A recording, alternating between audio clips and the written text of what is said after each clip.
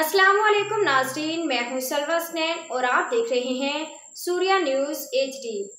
आइए नजर डालते हैं आज की अहम देर की रिपोर्ट। सादिक लकारी कराची बार एसोसिएशन के सदर आमिर नवाज वड़ाइच पर होने वाले हमले के बाद पूरे सिंध की तरह हाईकोर्ट बार सखर, जली बार घोटकी, तालुका बार ढेरकी, तालुका बार उबाड़ू और तालुका बार मीरपुर माथेलू के वकला सरापा एहतजाज कोर्टोन का बाइकाट।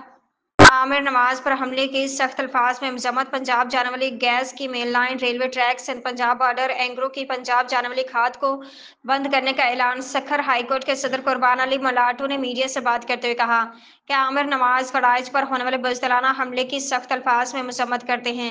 अगर गैर कानूनी कैनाल के मनसूबे को हफ्ते के अंदर बंद ना किया गया तो एशिया में मौजूद पाकिस्तान के सबसे बड़े गैस फील्ड और सांखड़ की तरफ जाने वाली गैस पाइपलाइन बंद कर दी जाएगी और एंग्रो फर्टिलाइजर से कोई खाद पंजाब को नहीं जाएगी।